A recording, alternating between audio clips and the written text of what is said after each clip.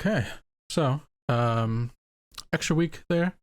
Unfortunate pushing the last session, but we're back with session 2 of our Monday campaign, Bitter Grudges. I'm gonna do a quick breakdown of kind of get everybody caught back up, or rather, we have a new face in the group as well. So to kind of put everybody on an even starting point, I'll go ahead and do a quick breakdown, and then we'll jump right into the game. So let's see. Last time, we started on the road to Lynrid. Each of you independent travelers, unconnected, other than your recent introduction as members of the caravan. Making conversation, attempts at writing, reading a book, or keeping your eyes peeled on your surroundings. In any case, as the darkness of the evening overtook you, you continued forward. Accompanied on the last leg of your journey by a member of the war band of the West Wind. The caravan at some point would lurch to a stop. Carwin, who you'd come to find, or come to be known as the member of the war band, would call out for help, right? Asking those of you to come forward to the front of the caravan. The checkpoint ahead had obviously been attacked. The interior of the passageway having collapsed in on itself, and evidence of nature kind of reclaiming the location very prominently along the walls and surrounding area. When you'd all arrived, you'd see that Carwin had actually obviously been struck by an arrow and would bound away atop the horse in the direction of the apparent attacker, ordering you all to kind of keep the caravan safe. As Carwin left, though, things seemed okay. The caravan wasn't suddenly attacked by a large group of bandits or anything along those lines. The evening was quiet and still.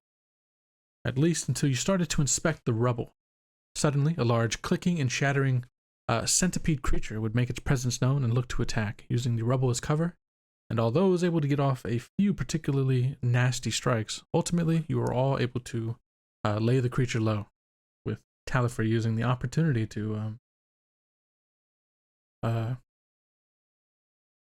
we'll say weave a tale of the encounter, and telling you all that it would be in your best interest to collect a few pieces of the creature afterwards, right? Just to have for your tale.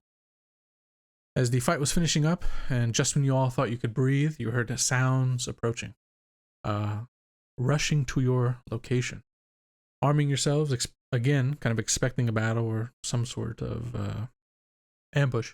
Instead, Carwin atop his horse would break through the tree line, only able to stay on top for a moment before crashing down before you. Unconscious, but not dying.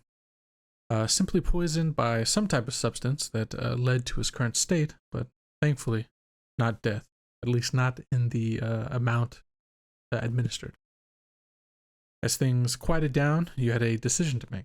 You could turn back and look for an old path that would be faster should you turn right now. But might come with it some trouble or problem. Right, it wasn't it's an old path, probably grown over, hadn't been used in some time, at least not popularly. The other option was to simply clear the path ahead and continue forward. Doing this, though, you have to spend the better part of the evening clearing the way, and then still would have a few more hours still following to make your way. So, deciding to clear the path, you all spent the better part of the evening, and with the help of the caravan, clearing the way forward and continuing on. And at this point, only I think I said, like 2 or 3 hours? Yeah, 2 or 3 hours away from your destination. And so, let me get some music going, and this is where we will pick up as we jump back into the game.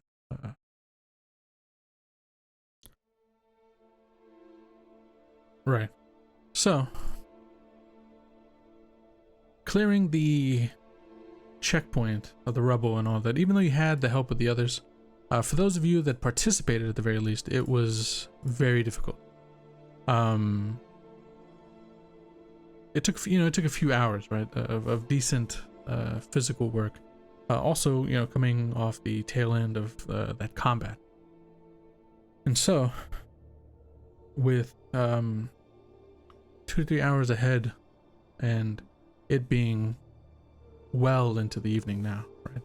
I would say at this point, after clearing the rubble, you're probably looking somewhere around 1, maybe like midnight to 1 a.m. So, quite a bit of travel ahead as well. So, as you start to make your way forward, the trip is mostly quiet for about the first hour. After the combat and into the evening like this, most of the caravanners, the people driving, the wagons and sort, are all kind of just to themselves. Carwin has kind of cleared his head, reawoken and kind of gotten a grip over himself, right? He's not as groggy or incapable as he once was. He's kind of reclined back onto his horse and now accompanies alongside. But it doesn't take long before I want to say exhaustion, but the tiredness starts to hit. You know that you still have a bit of time ahead of you, and you'd have to travel through the rest of the evening. So to push on is a decision of exhaustion. Will you push yourselves physically, or will you look to make camp? But before you get to that point, Chad, if you could please roll me a will save. Or will save. Oh, great. Perfect. So, love it. A wheel save, yeah. As you're riding atop the horse, your head kind of nods occasionally, right? Like sleep is kind of finding you. And even though, riding atop the horse is definitely not comfortable in any manner, still on occasion you find your eyes kind of your eyelids kind of closing over, and your head kind of nodding yourself, like jolting yourself kind of back away every now and then. You start to hear this sounds like a whisper at first, right? Like maybe multiple whispers. And then you hear, "Hey, stay awake back there."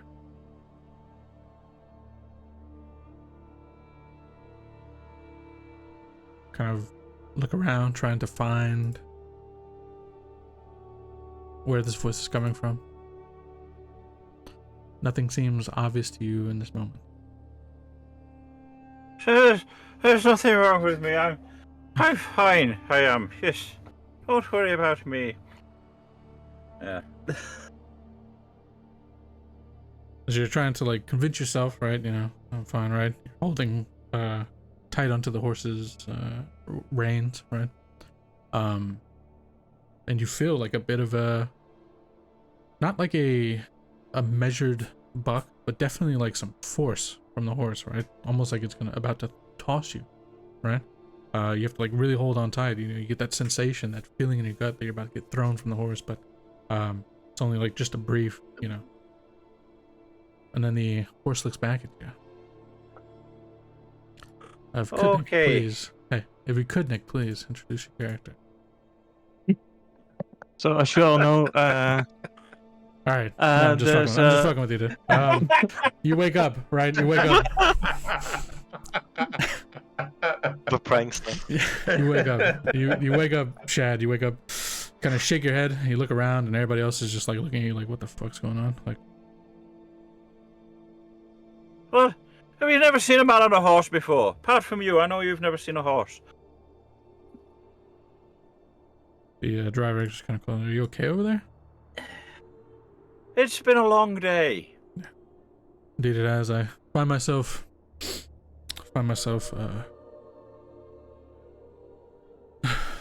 it is difficult to stay awake. I believe there is a spot up ahead that the caravan could take a rest in. You know, that's the cleverest thing I've heard of you say since I joined this caravan. That's a good plan. What do you all say? Yeah, the driver kind of looks back at the rest of you sitting in the back of the wagon.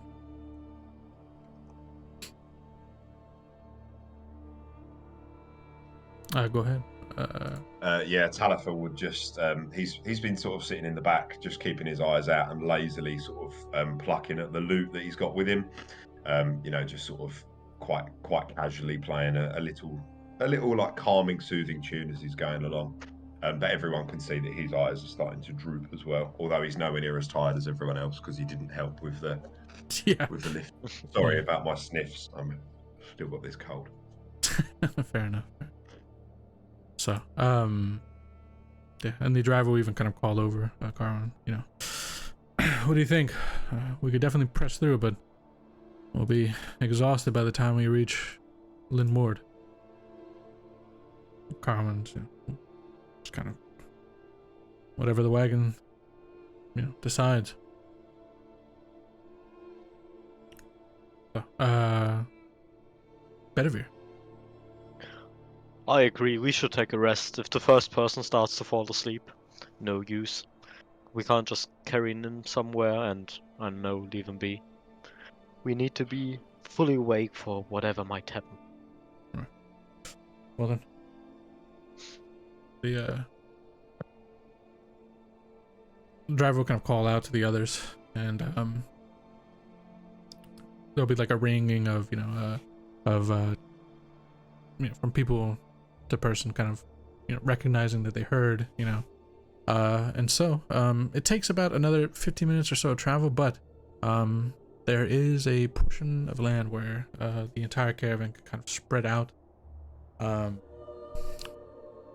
almost basically right off the road. I mean, it kind of connects upwards.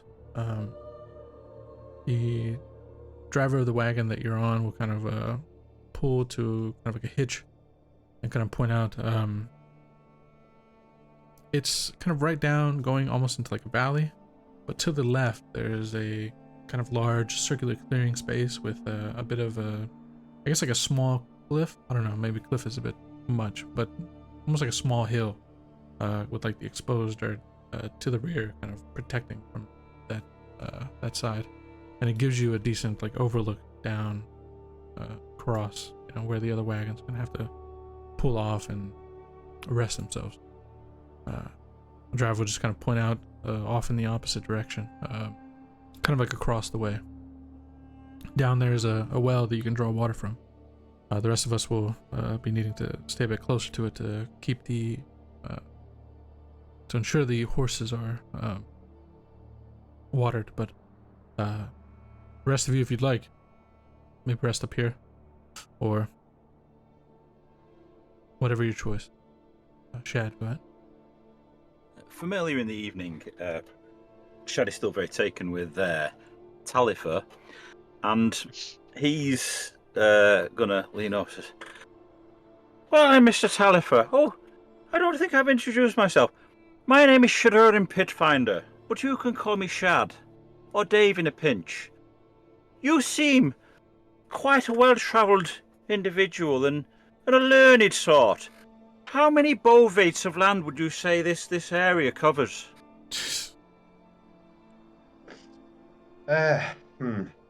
What do you mean, this specific area where we're camping now?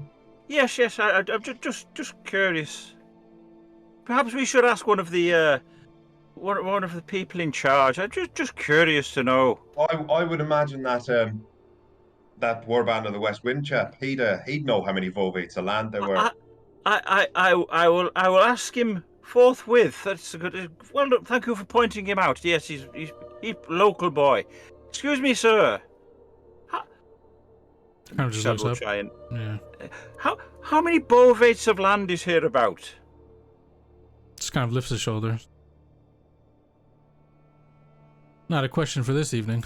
Maybe ask me in the morning after some rest. Oh, okay. If you didn't know, you could have just told me. That's fine. Shad will go off and find somewhere to pitch a tent. Fair enough. So, each of you kind of head on out, or go ahead, Talif. If we need anyone to watch, I'm more than happy to take first watch. I've got some of my possessions that need sort of accounted for anyway, and I've got some notes to finish off. So feel free. You can sleep soundly knowing that Talifer Tale-Teller's watching over you. All right.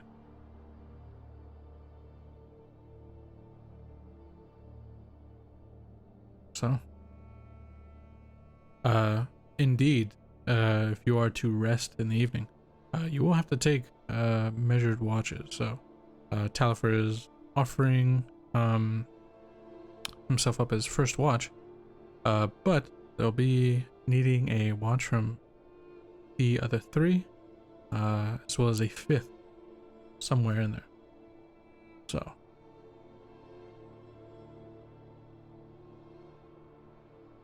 If you're okay taking the first one, I wouldn't mind taking second watch. I could Alright. use a little rest. I too can take a watch. I prefer the first or last ones though. I hate interrupting my sleep.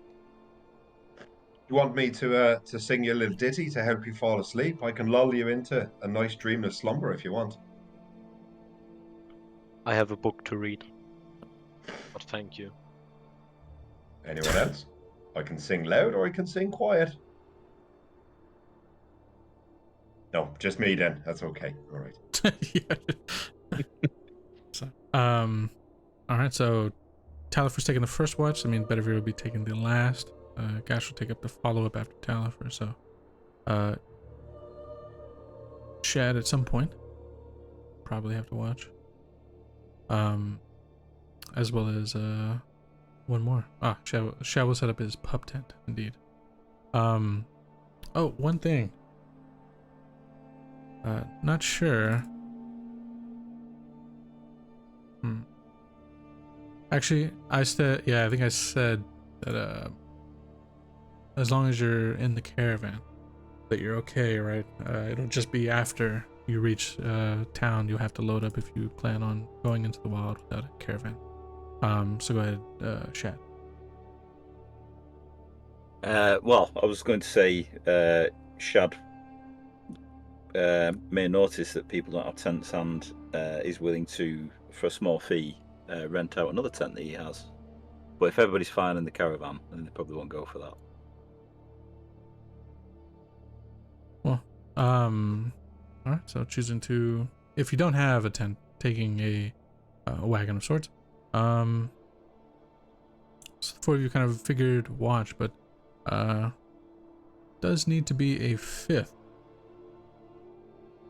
So as you're kind of looking around, trying to see who might be an option for, that fifth watch in particular, if you could.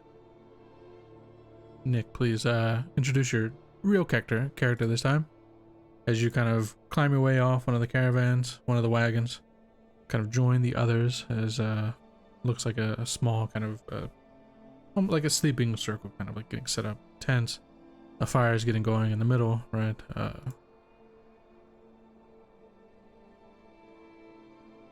You see a middle-aged lady walking towards you. She has some earthy commoner clothes, long graying hair, weathered face, but kind-eyed. Well, nothing too special about her, really. And she just strolls up and says, looking for someone to take watch, dearies?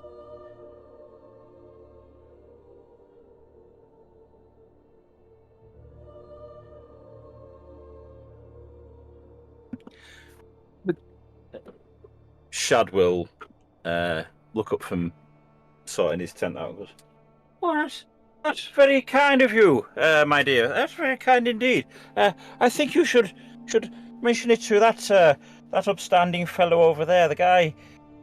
Oh, the guy that's dressed in the green jacket. He seems to know what it's all about." Alright. Bedivere. While I do while I am grateful for the offer, everybody knows that old ladies that creep out of the forest are bad news. I'm not sure whether we can trust that person. I real obviously eye everybody around me. Can I just check, Trill? Yeah. Did we notice her being in the caravan earlier on? Yeah, she would have been in the caravan earlier on. Yeah, she just kind of, yeah. Yeah. So she didn't creep out of the forest. I don't think she's made herself known yet. Come here, love. Come here. What's your name? I'm Deirdre. Deirdre. Yeah. Now, I'm not trying to be offensive, Deirdre, but how are your eyes? They're good. Are you sure? Just as sharp as in my mind. Well, And I'm an early riser, so I don't mind. Don't say that too taking loudly around this lot. You never know what they'll say. Well, if no one else is willing to volunteer, I've got no problem. Happy to help. Well, thanks very much. We really Any help appreciate is it. welcome. Oh, sorry.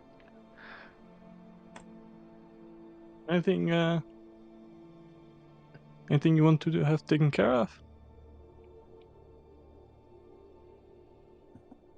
Now then, Well- there's no need to be rude. We've had a hard day. We're quite tired. Just settle down a little.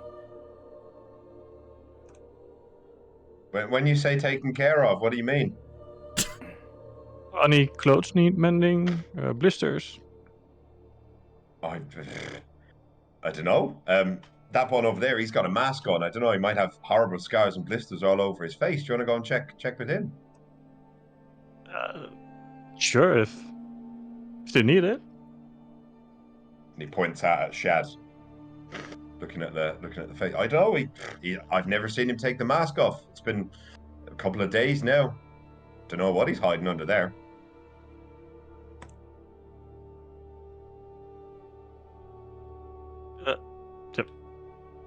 If you want, I can take a look. Oh, Even if it's some scarring, I can. no, don't trouble yourself at all.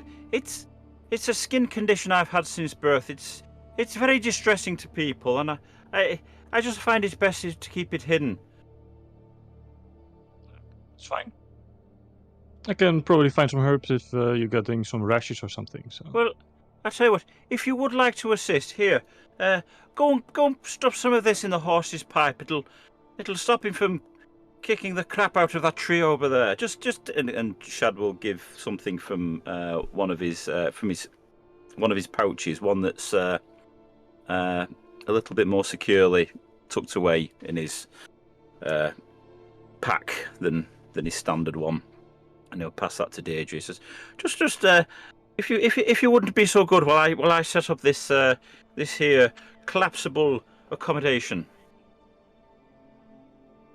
Sure. And I take whatever you're offering. I'm not sure what it is, but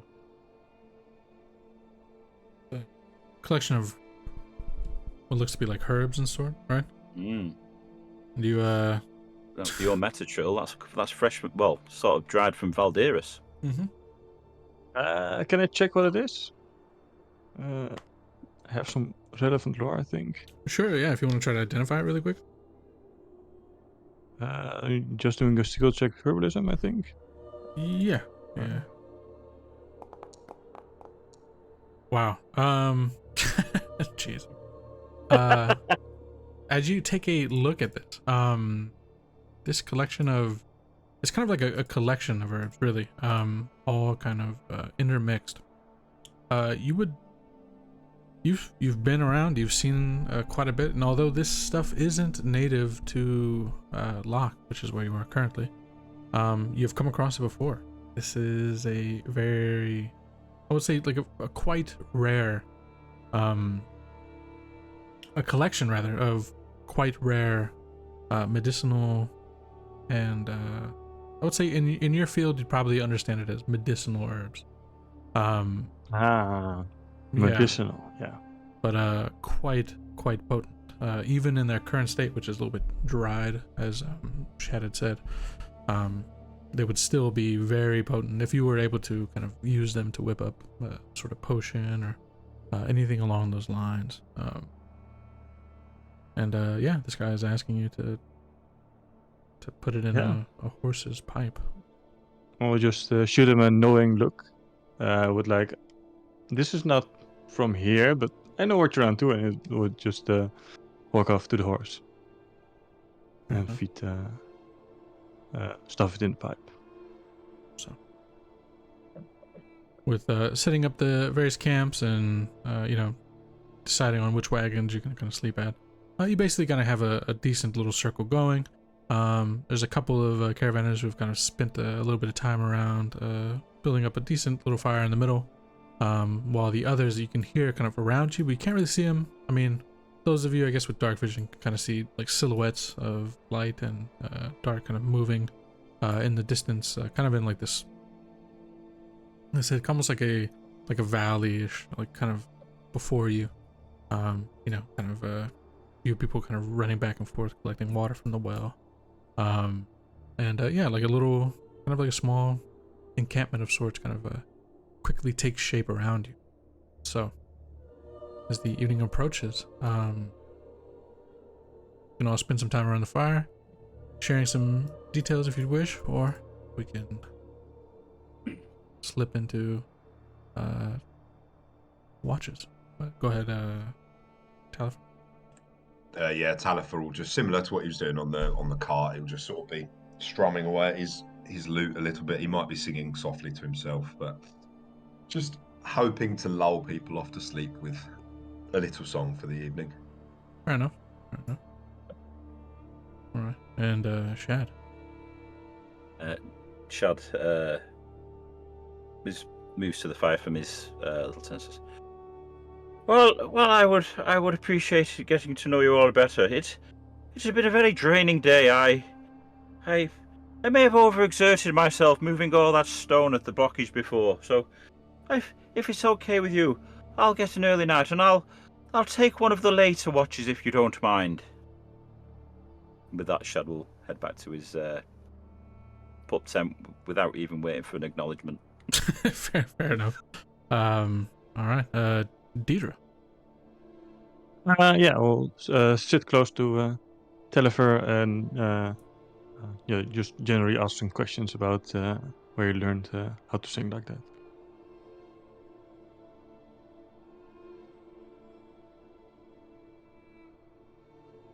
All right, and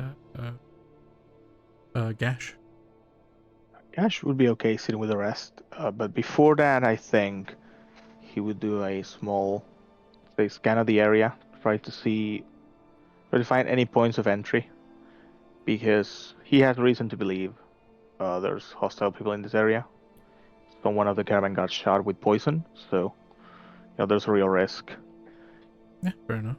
After that, to whoever's taking first watch, little question here: if I cast light, and it says duration until next preparation, could I reasonably give a casting on an object and just give it to whoever's taking the watch? Let's see. So the way light works, It says concentrate, but I think it doesn't mean I have to be awake in this case. let's see. Until the next time, one preparation. Until the next time you make daily preparations.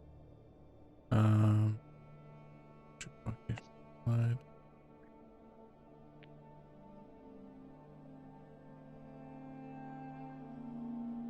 Let's see.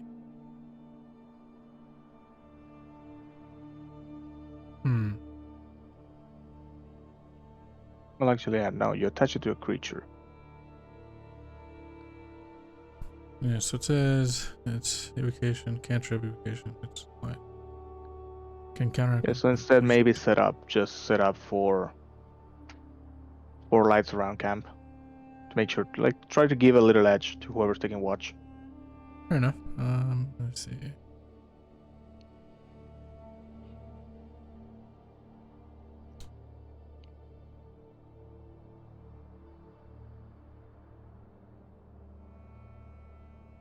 Okay.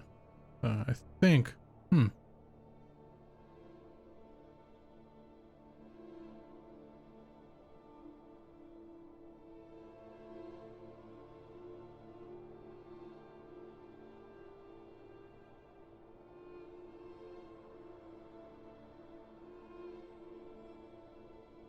Yeah, I guess it does stay on. There's no real clarification as far as like when you go unconscious.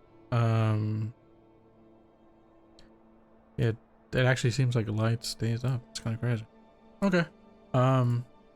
So you go ahead and cast light. Yeah, concentrate. Requires a degree of mental concentration and discipline. It's a matter like you're not really sustaining it or anything of the sort, so. Yeah, it's not sustained, but it's constant. But I think, I'm fine with either ruling, but just an extra precaution. Yeah, I would say until I can look into it better, we'll say because it does have the concentrate, I'm gonna assume that going to sleep kind of cuts concentrate. Okay. So maybe that would No problem. dismiss it, but I'll look into it. Maybe it's actually something that can be done, like to leave light up for the evening. Yeah. So I'd say, yeah, I guess in this case, so you would do like a walk around essentially, right? Kind of Yes. checking for. All right. So then I guess what I'll do is this for the time evening.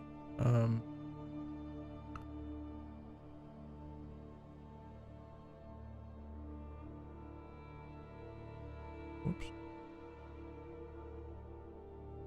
Oh, here we go. Whoops. There we go. All right. So,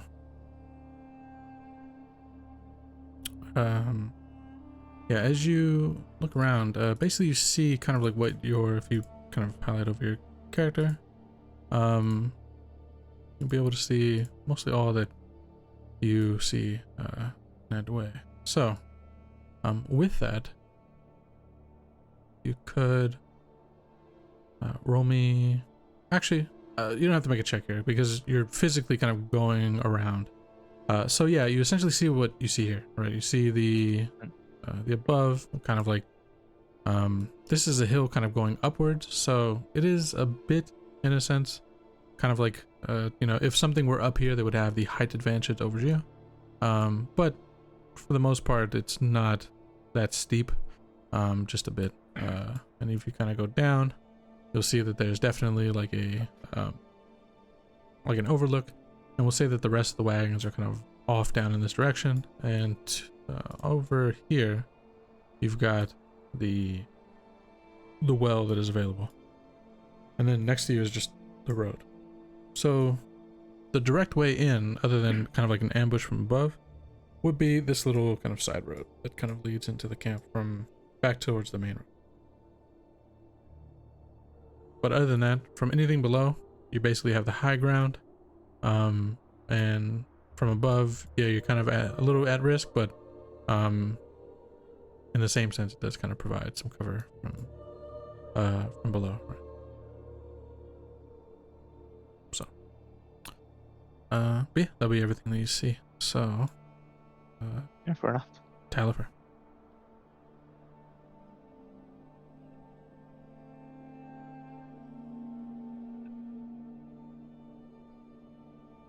Is he muted? He's on mute, yeah. Yeah. What's up, Bram?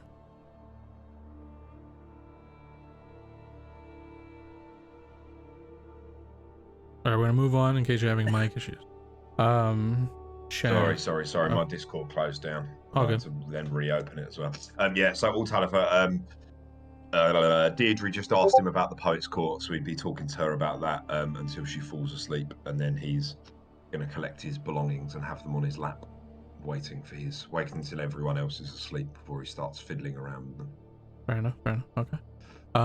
Shad, what are you doing? Shad has chosen an area probably as far from the wagon train as he can, and that's, I'll just put him there representing the small tent, but he's actually set up fairly close to the tree line. Okay, fair enough. Yeah. And then Bedivere. I'd ask Daedry stuff like, well, what's your opinion on apples? Poisoned ones, maybe. Have there been any disappearances in your home place? Children, maybe. Like the most fairy tale, bad people stuff an old woman could do. Not really hiding it like poisoned ones. Right on the nose. No, nothing in particular actually. It's been a nice village for all my life since I've lived there. No weird stuff happening. And I like take notes of that. Poisoned apples, no child disappearances, and then not But, slowly. Mental note: the witch can alter memories. Yeah. What about yourself, sweetie? What's your background? Well, I'm from Duken, and I haven't been there in some time. I am on my way. Well, not back there. I heard the news. It's gone. But I'm Yeah. looking for someone. Oh. Yeah, if we can help in any way, just let me know. I actually made a drawing. That's the worst part, but I lost it. Let a family member of mine do that out of character. Take out a picture, and it's like the worst drawn thing you see. Like a small child made it, and it's like that person. I'm looking for it, and it's like a weird face with black and white eyes. Like not the pupil that's usually black, but that's the white part, and not like like not normal, and bad pointy teeth, like the worst drawing you've ever seen, and say I'm looking for that thing, that person. All right. Yeah. Whenever I see them, I will let you know. It means much, really important for me. Like from the from the other side, Gash probably saying, "Well, I don't know what that is, but I don't want to go against it." I'll be looking for that drawing, guys.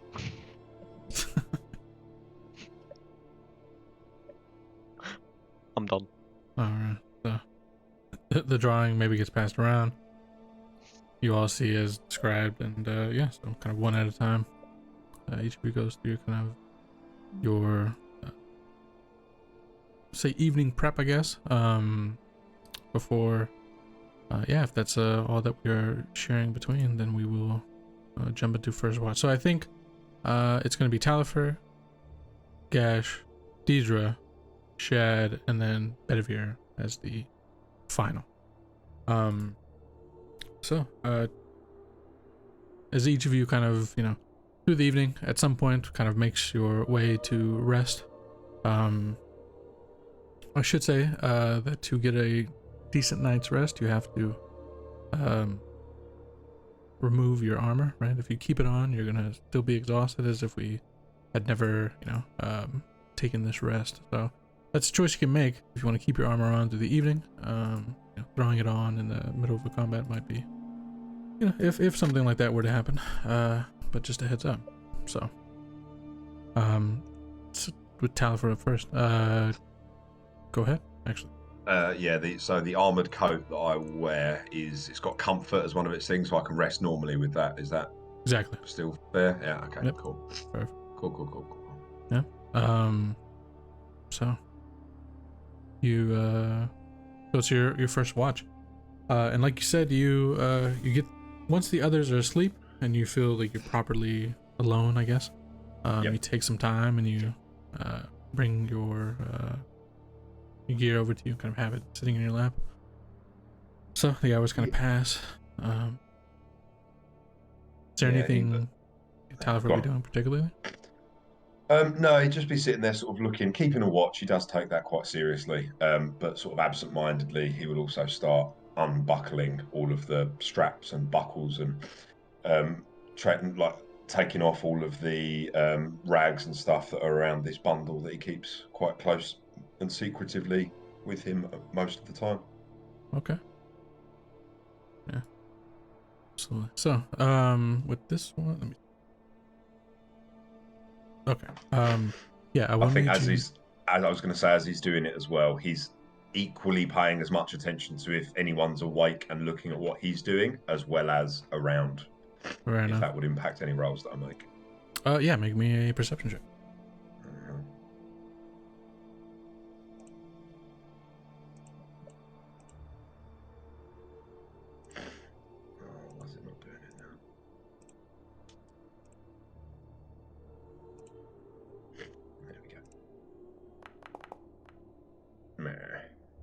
15.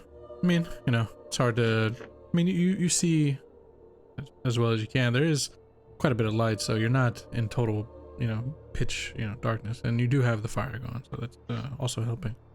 Yeah. But yeah, as you kind of sit and you kind of keep your eyes, but also your ears, look out. Just the normal sounds of an evening, nothing particular that gets your attention. And as you look around, it seems everybody else is sleeping, and it is just you.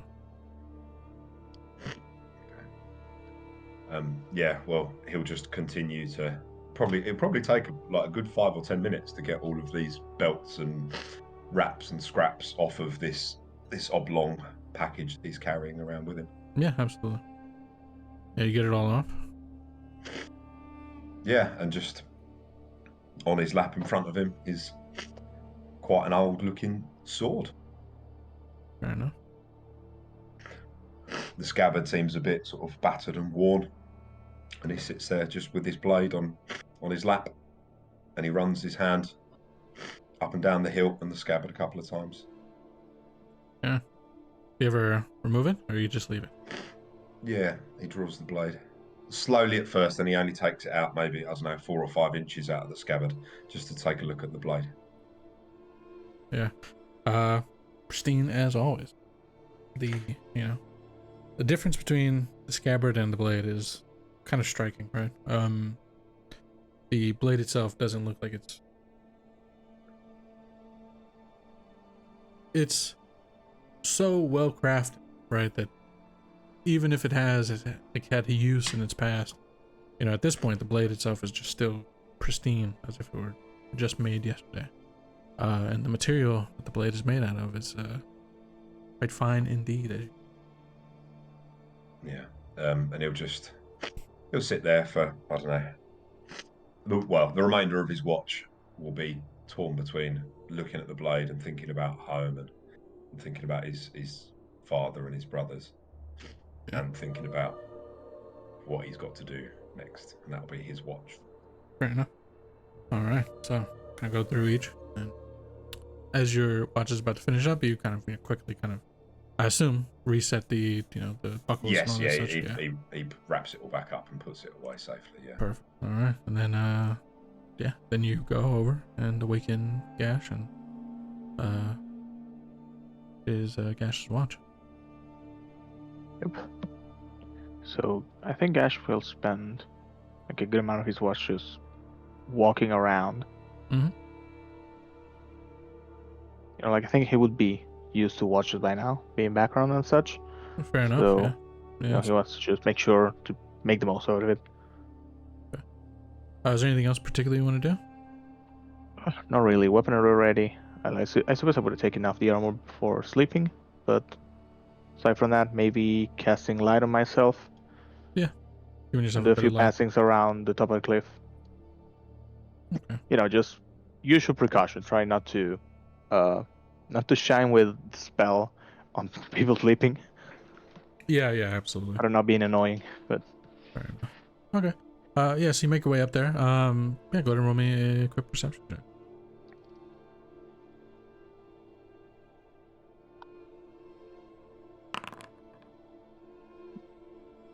With a 19, as well as taking into account the fact that you have light cast on you, so you're kind of emitting some light off you directly. When you do get to the top, right, up near this portion, you can see in the ground evidence of kind of like a footpath. Maybe there's been some activity, or maybe it's just worn from quite a long time of use. As you stand there now, as you maybe you spend some time up there listening, kind of waiting and seeing if anything were to pass by, but nothing does. But there is kind of just evidence coming from the road, and I'd say actually if you were to follow it to the road, you would see that it crosses and continues off into the opposite direction, right? Kind of back this way and further. But atop the crest, there's definitely, at some point in time, been some foot traffic through here. The grass is kind of worn away from people who have gonna walk this this area. Other than that, though, you are completely undisturbed for the rest of your watch, the rest of the evening. You know, nothing, not even anything is kind of like a bird or any type of animal in your area. All seems clear.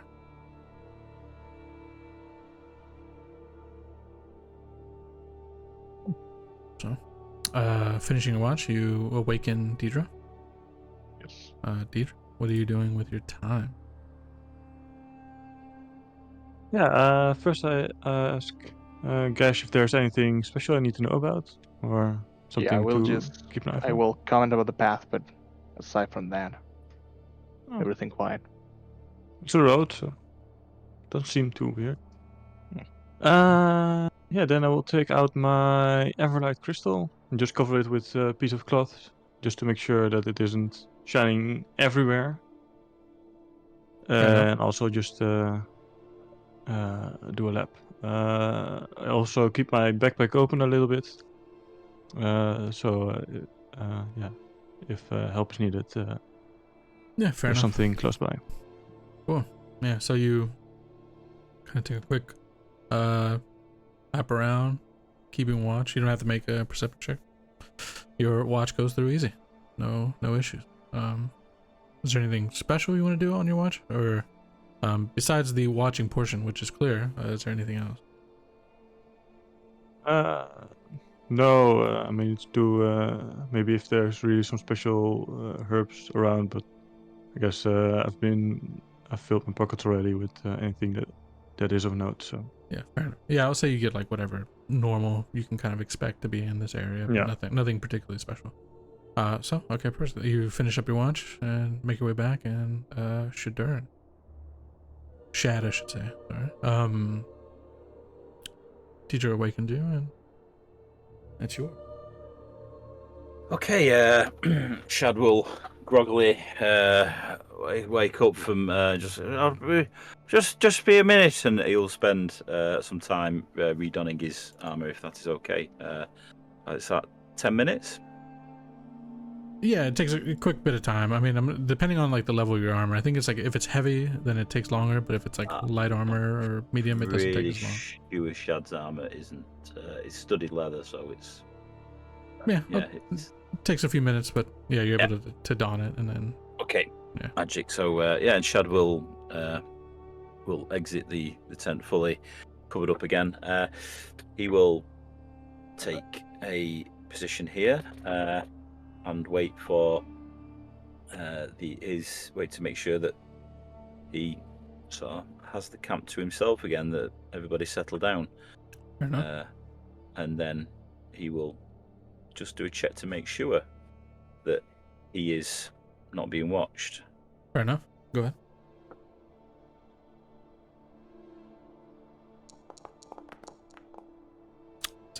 Okay. As you're kind of standing, we'll say that to feel truly comfortable, right? You wait until it's obvious that you're just kind of back asleep, and then an additional 25-30 minutes have passed, right? That's like how long it takes before you're really comfortable that you feel alone. However, just when you're kind of starting, just when you feel like, all right, it's just you and everybody else is passed out, there's no issues, you hear the unmistakable sound of, I want to say I guess for you, yeah, the unmistakable sound of hide armor rubbing against itself, and it appears to you coming from this direction. Like somebody, your first sense is that somebody is trying to sneak past on the main road. Okay. Shad will his shovel, and he will attempt to move forward quietly to, say, this point to get a view down this incline. He's going to try and move with stealth to avoid tipping the person's hand that somebody is alert. Yeah, fair enough. So you're gonna attempt to try to wake somebody up on your way through? Not yet. Not yet. Okay. So you move forward. Go ahead and roll me a stealth check. You're trying to be sneaky about this, right? So. Yep. And Shad has 0 for stealth, so this is always going to be fun. Ooh, yeah. Okay. Well enough. Describe how, because again, just for instance, right? If somebody over here were to look over here, I mean, they see a fire going, they see the light from the fire. So, how particularly do you think Shad is trying to make himself hidden here? Shad is going to sort of keep close to the frontage of the tents, so that the shadow from the fire is throwing away, and then he'll move up to probably the frontage of that tent and try and peek round the corner. He'll try. He's a tall guy, but he'll do that sort of like clumsy, stooping walk because he's not trained in stealth. He's just doing what he thinks is sneaky. Fair enough. Yeah. So as you kind of take a look, unmistakable. I mean, you can see them kind of clear, and I'll say at this point you see, right? You see 2 figures. I'll say with this one, you kind of see them as you look. You see a quick movement there, and then they kind of go hidden behind the large rock that kind of splits the path ahead of you. But this one is kind of back up real close, kind of pressed up against these kind of bushes and trees, and they're attempting to sneak as well. But for you, unmistakable. These are red-skinned hobgoblins. They are sneaking. Okay. They're sneaking though. Yeah. Okay. Right. Shad is going to do something a bit odd, but fortunately nobody can see him, so he's on his own with this, or at least he believes. Shad is going to carry on walking down the road. Okay, so you head on down. Yeah, and he's going to move to about here, so that he's in. Oh, wait, let's do that again. To about here, so that he's in full view, and he's going to, again, still being quiet. Says, "Okay, boys, this could go really bad for all of us here. Could we talk about it?" Fair enough. What language do you speak to them in? Yeah, he's going to be talking in Hobgoblin. Okay. So, and you're keeping kind of low, right? Yeah. Fair enough. It'll completely catch this one off guard. They'll kind of. Actually, I'm gonna make a quick check. Okay. They maintain their composure. They look like they're about to fall, and if they were, that sound might be loud enough to kind of, get the others' attention. But as you kind of come down to this point, you actually see in the moonlight, up ahead, right, down all the way to the well, a number of them, and it looks like what they're doing, or at least from what you can tell, there's one here, there's one right behind this rock that you just can't. Well, I'm just gonna do it, just so you can see them. But down the way, it looks like these 3 are sneaking towards the water well. But as you kind of, you whisper, and I'll say probably whispering to this one, calling out to them. It'll catch them off guard. He'll be able to kind of compose himself real quick, and then kind of look at you, and then pulls his weapon just to be safe. Well, now. Yeah. Well, now, boys. This could get real hairy real quick. Now, I don't believe anybody here wants any trouble. But this could be a lot of trouble. You get my drift. And he's trying to... I'm not saying he's trying to intimidate them, but he's trying to convince them that this isn't... messing with this caravan isn't what you want to be doing. Fair enough. Yeah, and these two can hear it, and you can't necessarily pick up on what, but this one is whispering something back to this one, right? Like really hushed and quickly. You can't quite pick up on it, but quick, like fast enough, like almost like they're for sure just kind of repeating what this one is saying. They'll kind of call back out to you. Well, whisper out back in your direction. In Hobgoblin, right? We mean no trouble. We simply need water. We have been traveling through the mountains for some time and have been unlucky in our search. Okay, boys, that seems reasonable enough. As long as you seem like straight enough folk. Can Shad do a perception check to get an impression if they are coming in with malice, or if they are, as they say. In fact, actually, could he use his feat lie to me to check the veracity of what the guy's saying? Fair enough. Yeah, so that just means you use deception whenever engaging in. Yeah, okay. Yeah, deception instead of perception. Fair enough. So if I do a deception roll for you, yeah. Indeed. Yeah. Oh, I need 13. They don't particularly seem like they have any ill intention. And in fact, this one will kind of put away his weapon, right? Kind of sheathe his sword, and then we'll kind of like step a bit closer, right? And so maybe even like up to this point, right? Just kind of showing you, hey, like I don't have any weapons, we don't have anything, right? He'll even kind of throw his shield kind of over his shoulder, right? Kind of leaving it out of the way, so it's just him standing there. He's wearing hide armor, but he's not got anything equipped. And he'll kind of lean in. Who are you? How do you know our language?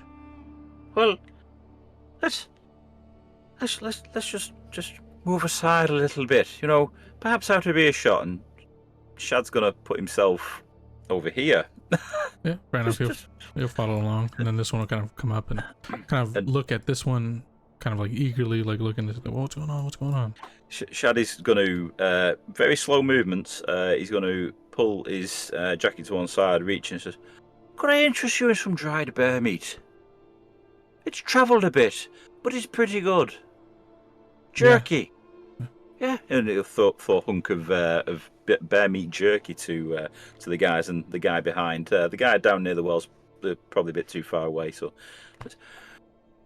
oh boys, before we get to me, exactly where do you hail from? Kind of looking back and forth at each other.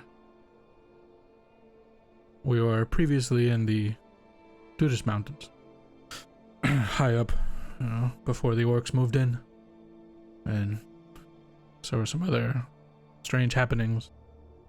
We had to leave the mountain. There are some of us. You can find us in over and kind of loosely references the area of like the Dismal Mire, right? Off in that direction. Kind of closer towards towards that part of Grudges Mountains. But while we have like some sort of we've got an agreement with a human in that direction, allowing us to kind of settle a bit. The land isn't great, but it's something to start. We are a scouting party. We're looking for other places we may be able to settle, rest. I see. So you were displaced from by the orcs. The orcs of Rock. Yeah. Yes. Oh, And well, kind of look back and forth at each other like something else. What about you? well, Who are you? I'm a bit of a local lad from that area myself. I've travelled a little, so perhaps my perhaps my tone of speech isn't immediately apparent, but yes, you could call me Shad, Huh? and I too saw something disturbing in the region of Uruk that drove me away. Kind of give each other they give each other like a glance, and then they kind of look at you. And I'm gonna say this one steps forward. He doesn't like step into your space, but he gets really close. And with this, Shad will put his Not finger aggressively. and thumb. Yeah, just again slowly put his finger and thumb onto his glove on his right hand and just pull it down slightly. So with the very faint bit of firelight that's creeping from they may see the tone of his skin. Yeah, fair enough. How do you travel with humans? Well, Are they accepting? what they don't know won't hurt them. They kind of laugh to each other. Right. Well, you must be safe. Others of ours have not had much luck in our interactions with humans. I think we are to steal and to lie and to cheat. This is not our way, as you know. And he gets a little animated by this. He kind of like gets a bit too aggressive, maybe like a little bit too loud. Yeah, Shad's gonna move. No, just let's calm down. If we can do this, if we can do this without being disturbed, we can all go on our merry way, and you get your water, and everything's good. Everything's good. Right. And he just kind of quickly pushes right. Well, yeah. Be careful then. We'll get our water and we will make leave and not interrupt your whatever it is you may be doing. But should you seek to find us, you can. We will be traveling along this edge and kind of like edging of the mountain. And he kind of points out he kind of pulls out a quick what looks to be it's accurate enough, but it's not the best version of a map of this area that you've ever seen. And he kind of pulls it out and he notes kind of like with his hand. To you it is he's kind of going down he says they're looking in the area of like the where the Dudas Mountains kind of travel up, and there's the kind of pass of Thanaeus right between the Dudas Mountains and Thanaeus. There's that like leading down into the lower area of like southeast Loch. Let me just pull up the map so I know where we're talking about. Yeah. If you look at the map, you see where the Thenduin is. Just kind of go to the left of it, right? In that region, there's to this promontory mountain that's sticking out from the Indeed. from the Dudas Mountains. Yes. Okay. Yeah. So where are we currently on the map? So we're on the road up to Lynrid. yeah, I mean Lynward, sorry. But the map hasn't. You're basic like to put you on the map. You would almost be like right outside of it. Like it's because of distances and shit. You would basically be like right on the outside of it. So, definitely some distance between like where they are, where you are, and where they're going. But as he kind of like points it out, like there's a call in this region for warriors. They say there is a village here that is booming with activity, and so we look to see if maybe they would parlay with Hobgoblin to give us another space to live, if we can. Well, I wish you the best of luck. I'm not much of a fighter myself. I'm but a humble grave digger and healer, and it's so some small circles, some other things. But I wish you the best of luck. But perchance our paths cross again. Could I get a name? You have my name. Yeah. Could I get a couple of names? Yeah, absolutely. they are both well, this entire band are members of the Red Hand, which is a clan of hobgoblins, which I believe, if the backstory is exactly how I said, you are 100% a member of, but that's up to you if you want to kind of go forward with that. Well, as long as the other players can avoid their meta, I'm happy for it to be out on the stream. Okay. Yeah. So then you yourself are a member of the Red Hand, and the one that you've been kind of talking to the most, he will kind of. My name is Davrum, and our leader here, and he will kind of motion towards the well, where one is kind of quickly kind of drawing out. That one is Roldu. So, can I have that name again, please? Yeah, I'll write them for you just because we're not gonna. Yeah. Well, it's very pleasant to have met both of you, but I believe we may be pushing our luck with this little welcoming here. I will head back to the camp up there just in case somebody happens to wake, so that I may be able to distract them from your presence. Right. If you would concur. Yeah, we will be fast. Do not worry. And with that, Shad will quietly attempt to move back to probably about there. Yeah, and it takes a few more, maybe like another 5 to 10 minutes, but indeed, and you see some more.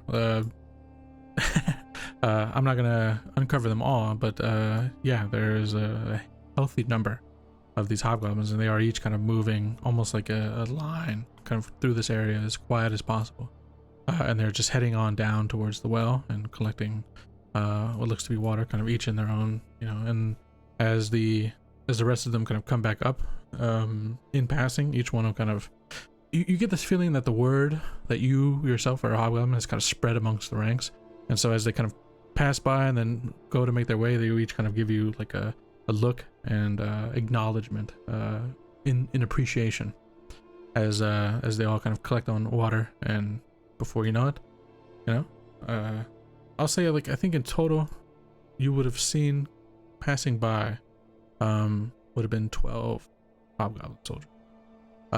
So ultimately each of them comes by, leaves, and it is just you left to the quiet of the evening. And how long of watch would Shad have left at this point? We'll say at this point, I mean, enough to do what it is you think you might be wanting to do.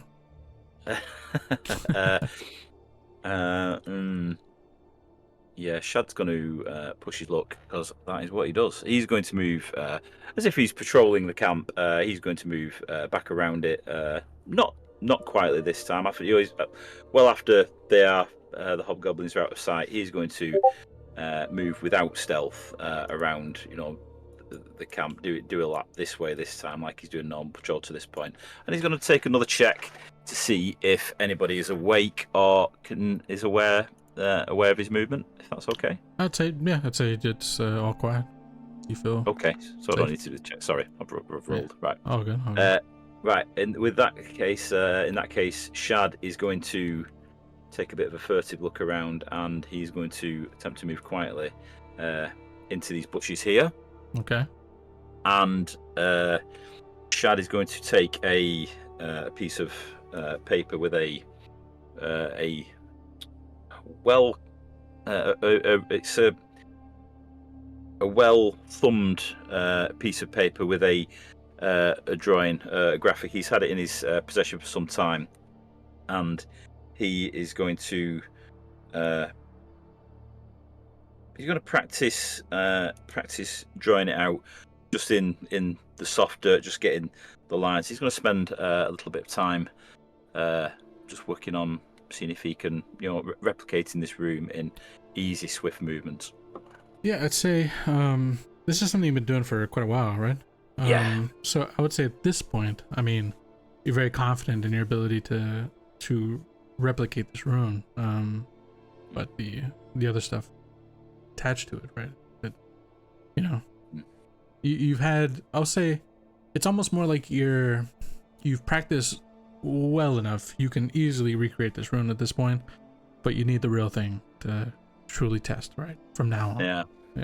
Okay. So, and with that, confident that he needs to get to the next level, Shad is going to move back to the camp, finish his watch, and wake up. I believe it's Bedivere next. Okay. Yeah, absolutely. Head on over, and Bedivere, you're awake. He's gonna go over to Bedivere. Says, "So there. I don't believe I ever got your name. But the old woman said it was your turn next. It's been all quiet. It's a very pleasant area, isn't it? And if it's okay with you, my name's Shadurden, by the way. What would I call you, sir? Bedivere. Bedivere. What a pleasant name.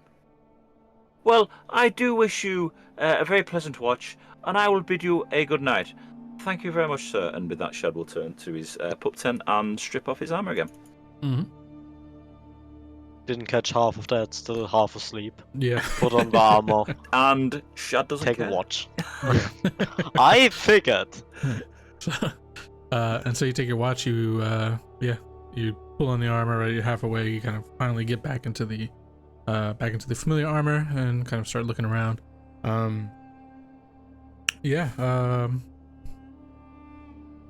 If you'd like, how are you keeping watch? Are you like patrolling the area, or are you kind of just staying near to the fire?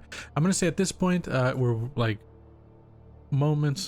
during your watch, right basically at the finish of your watch, the sun will be starting to rise. But until then, kind of at the like coldest point in the evening, and this is like we are in winter at this point. So even though this area is a bit more temperate, it's still quite cold, in this region. So what do you wish to do? I take out a book, read, wander around, watch everybody closely, like in a verbatim sense. I go close to them and have a look. The closest to Daedry, and wonder whether she's got some children in her back. We'll never find out. And when I sit down again, read, and I don't know, do it another time shortly before they wake up again. Fair enough. All right. Then go ahead and give me a perception check, please. Perception.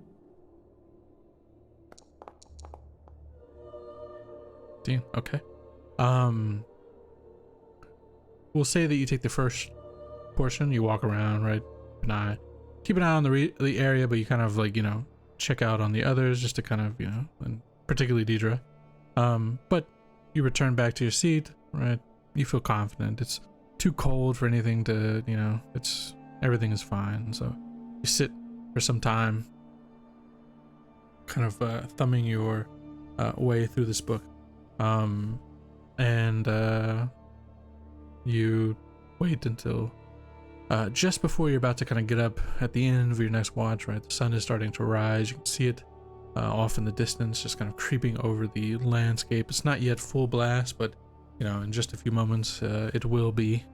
So at this point, you probably feel it's most comfortable to kind of give a secondary round of watches. And as you do so, you from above, along the ridge up top, cast basically by the light of the sun, right? We'll say at this point the sun just kind of peeks through and unleashes this line of light across, and it illuminates this figure as they walk by. You see and we'll say you're probably where you're standing now, right? So there's about 30 plus much of this is like a hill, so they kind of overlook you, but kind of not attempting to sneak, not attempting to move down, or they don't look like they're of any danger. They don't have any obvious weapons. They just seem to be walking across the top. There's a figure cloaked the the cloak of which, like over the top, does a bit well at hiding their features, but they look very tired. They have basically like a thick beard kind of grown in, and black hair. And I'm gonna say with a 15 overall. As they walk past, their cloak kind of billows momentarily, and I would say that until the light kind of fully reveals them, you would swear that you'd see some sort of like, almost like a shadow figure within the cloak, kind of almost like a snake wrapping themselves around the waist of this person before they kind of draw it closed and kind of tight around them. And they stop, seeing you see them, right? They kind of look directly at you, and they'll just kind of give you a kind of like a quick nod. I'll just nod back and stare after them till they're out of my point of view, field of view. I mean. Yeah. They'll kind of call out safe travels, then continue to press forward, and they'll just walk right. You know, as they stop, see you, maybe like a little bit startled, but then they'll just continue on across the top. And so, after that, you kind of go around, you look at the others, as they sleep, right, in kind of like a weird way, and then you return and watch is lifted. The evening has passed, and with that, all transitions to light, as this evening's watch, encampment, etc. is finished, and you all awaken, you know, kind of one by one, groggily, however you wish, to the start of a new day.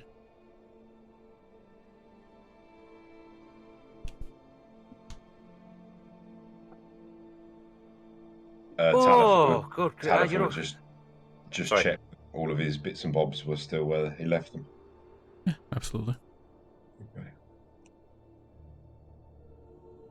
Okay. Deirdre's probably up one of the first, and she starts making some tea for the others. Okay. Chad, you're gonna get dressed.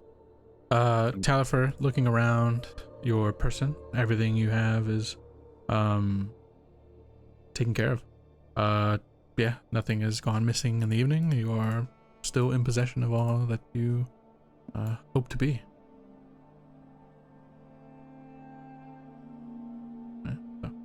Same for any other gash as you kind of stir and wake up. You're, other than the brief bit of time in the middle of the night that you took watch, all has been well for you. And so each one of you can actually take a night's sleep. So the way to do this, Jesus Christ, the way to do this, if you're unfamiliar with Foundry, go ahead and open up your character sheet, and you'll see just underneath your health, you'll see like it'll look like a little bed. If you click that, rest for the night, hit yes, and it'll be like a proper, you know, as good of a reset as you're gonna get. But if you're all like fully, you know, spells, everything like that, you don't need to rest, right? Because you're all set anyways. But from Shad's stand, there are loud farting noises while you contorts in the small space. Fair enough. All right.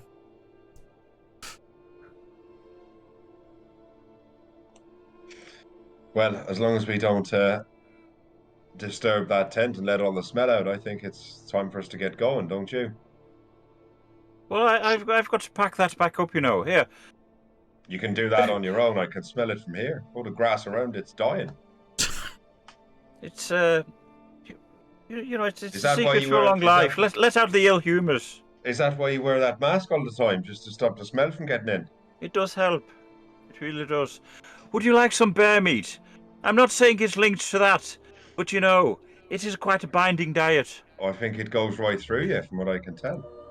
Yeah. You should eat properly. Yeah. Maybe have some more fiber or something. I don't know. You know, Well, something Something that might help keep you more regular and help you pass through. I agree. It would be beneficial, but it doesn't keep very well on the road. I mean, this stuff. This is a quality ration. I've had this in my pocket, in my pack for probably 2 months. Smells like it. Tastes like it as well.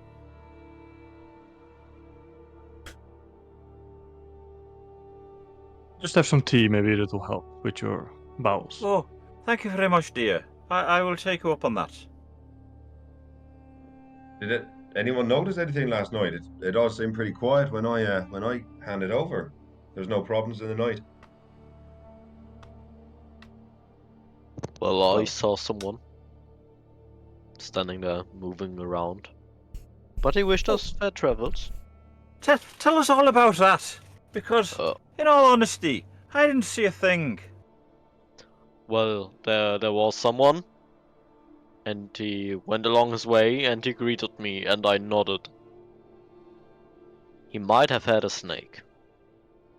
A snake? Yeah, but it could have been, I don't know, the shadows, the wind, whatever. How many eyes did this snake have? He might have had a snake. Yeah, it was really weird, but I wasn't fully awake yet, so... What way did he go? I'll just assume that it's, like, north, the map, so I'll say east. East. Was he a phantom-like figure? I know a story about a man with a snake. I was just going to say, I was just going to say, it could be the ghost of Alvin. It could be the ghost of Alvin, to be fair. This is the area for it. It would make sense. I was thinking Tell the story. I'll tell you a story once we get ready, shall I? Yes, please, I'm always in search of good stories. And as we are getting ready, Talifal can go on to recount the tale of Alvin the Snake Strangler. Oh, Alvin the One-Eyed Snake Strangler. Alvin the One-Eyed Snake Strangler. Oh no. Yeah. A heroic deed indeed. So, He pulled and pulled and pulled and pulled. Yeah. Oh, it's a fine ditty. Oh, I can tell you've heard this one before. You can join in with the chorus. yeah, fair enough. All right. Bedivere, prior to leaving, you had this thought kind of hanging in your mind that something disturbed you about that scene, particularly the where the checkpoint was, right, the rubble and such. And so you've had the evening to kind of rest and a bit of time kind of sitting with the book, and seeing this kind of figure walk by. Nothing about the figure really kind of draws this, but you've had that thought in the back of your mind, like something about this seemed off, and finally it like returns to you. The creature that you fought, the centipede that you had gotten to the fight with, only now do you recognize it as, I mean, in your background, right, your heritage in particular, right, you've spent time within mountains, within caverns, right, like, you know, deep underground. That is where you find these creatures most, and they're not typically ones that would stray from those locations. So finding it out in the open, you know, away from the mountains at this point, right, you're a considerable distance out of the mountains and into the like lowlands leading up to the path that you're walking.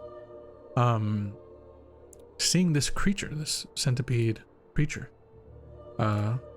only now does it strike you how strange it was to see that creature so far out of its element, out here in the open, you know, hiding amongst rubble. That's something that those who live, like, you know, underground, within kind of caves, caverns, or, you know, dwarves especially, right, like the large kind of cities that they have built within.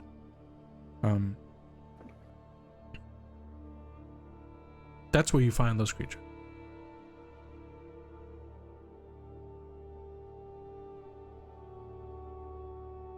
So, as that information kind of, as you fully start to kind of, understand that information, something or someone must have either driven it, collected it from that location, and from like an underground location, or something along those lines, and brought it to the surface, or something must have driven it from the underground to the surface. Well, I'll say. Yesterday we faced a strange foe, so it's not too far away, our destination. We should be wary. Whatever drove that thing up here might be still around. And I'd like to use the esoteric lore check to find out whether that fucking song is real or they just made it up. Okay, yeah, make a roll, sure. Yeah, Yeah. that's something I assume they do. -2 for not being in combat. Oh no. Oh, 16 so good. 16 in total. As much as I hate to fucking say it, that is a real song of this region. It depicts, or it recounts, the tale of of Alvin, a glorious, hero warrior of Vogmodir, who slayed a worm, right? Like a creature of old, with nothing but his bare hands. But the story's a bit confused on either it's Alvin that's one-eyed or it's the snake that's one-eyed. Yeah, We're yeah. not quite sure. It's Not quite Alvin, the sure. one-eyed snake strangler. Yeah, Alvin, the one-eyed worm strangler, but often translated as a snake. Desperately clinging onto that Trill. With my life. But yeah, real folk song.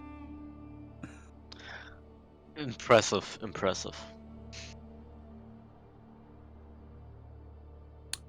Yeah, sharing that information. Does anybody remark on the information about the centipede that you had previously faced, or is it just get ready?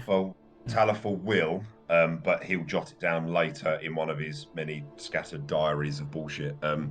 That he needs to keep an eye on the region because something's driving creatures up from where they should be naturally.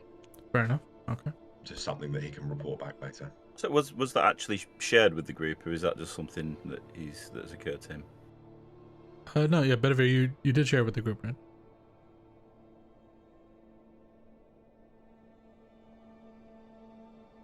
I think he did. Okay. Oh, he's writing here.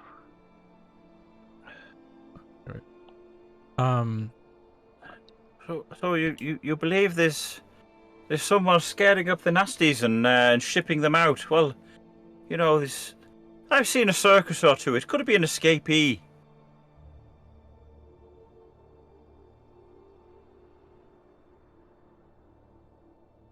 Nothing, you all agree? Very well. Let's get on the road. I don't understand what would drive something like that up into up above. I mean, other than the smell that's coming from that tent. Well, we are quite close to Theneus, and the choice of feastables that comes out there. Anything would be drawn to that. Do you not think? That's true. Would make sense. Well, I guess we should get going then. Another verse, do you think, Shad? Oh, indeed. Let's from the top. Shall we take it from the top? You want to go right from the top? Right from the top. Let's go. Okay. Shall I start? You start. Okay. So hear my tale of Alvin, the one-eyed serpent strangler, and we'll let you carry on. All right. So, as these two, go ahead, Deidre. And I just walk to the other two that are probably unfamiliar with this region, and I just whisper to them, "Just be glad it's not the 12 days of Grudges." Yeah,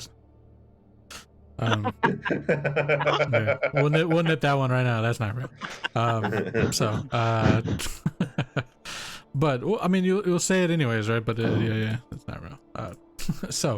All right. Well, with that, you all as a group and the rest of the caravan kind of awakens, have a quick meal to go, and then the rest of you are all kind of packed up, ready to get back onto the road and make your way to Lynrid. And so, one quick final check. Does anybody want to do anything in that time? Gash, anybody? I swapped spells for little preparations, but aside from that. Okay, so yeah, you sit around like the dwindling fire, and you just kind of go through your daily preparations, ensuring that you're all set to go. Perfect. Shad. Shad will finish packing up his pup tent, and he will take from his special herb pouch a pinch and says, "Okay, Asmus, you got some last night, but you did very well yesterday, so here's another bit to see you through the day. Are you going to behave yourself?" And he's looking for some sort of acknowledgement from the horse. Yeah, Erasmus nods, like, "Okay, that's a good lad. Here you go." And he'll just tap it in and take an ember from the fire and make sure Erasmus's pipe gets smoking again, and then sort of put the pup tent and stuff in the horse's packs and mount up again. Fair enough. All right. And Bedivere. Just doing the daily preparations and affixing the potency crystal to the weapon, while being exposed to this wonderful song that really brings me closer to this region's culture. Yes, absolutely. Fair enough. All right. So break down tents, break down wagons, all that stuff. Get ready to go. And yeah, before, we'll say that this is a quick process. You all have been kind of a part of this caravan for a few days now. So you've had moments like this where you've kind of camped out. This is the first time you've all kind of camped around like each other and kind of had, the watch and stuff like that. Or it was just you all kind of resting. But now, kind of, a bit of a... After the encounter, especially with the centipede-like creature, you can see that many members of the caravan itself kind of look to you all with like a bit of admiration and maybe like a bit of respect, right? Kind of they look to you as almost like we'll say like they kind of look to you all as almost like the guardsmen of the caravan, or even though it's not technically not what you are, but you've all kind of been the ones to prove yourself. I guess except for Deidre, so far as the ones to kind of, in case anything happens. And so, Shad. Shad says, "Come on, Erasmus. Before this long walk for the day, let's just stretch you out a little bit. Let's just go up and down just slowly before the rigors of the day really take hold." And Shad will direct Erasmus to a slow trot up and down the path where the hobgoblins were the night before, in hopes that he destroys all tracks that might be seen. In hopes that you obfuscate the... Yeah, absolutely. Good thing you did, dude, because that was about to come. So, yeah, taking lead really quick. You get on the horse and you kind of quickly go up and down, and before... It only takes a few passes while the others are kind of getting ready, and you've successfully covered up that were definitely there, right? The ones, I mean, as you approached, you saw them kind of clear, like oof, right? So you had to kind of quickly make that decision to kind of clear it up with the horse. So yeah, that passes, and then you all break down and continue along your way. So by some luck, and we see our way through to continuing. All right, you get back on the road, and before long, the group is back underway, like as you have been the past days. You quickly pass on through, back in formation, each of you in each wagon as you would, if you could, Talifer, make me a perception check really quick.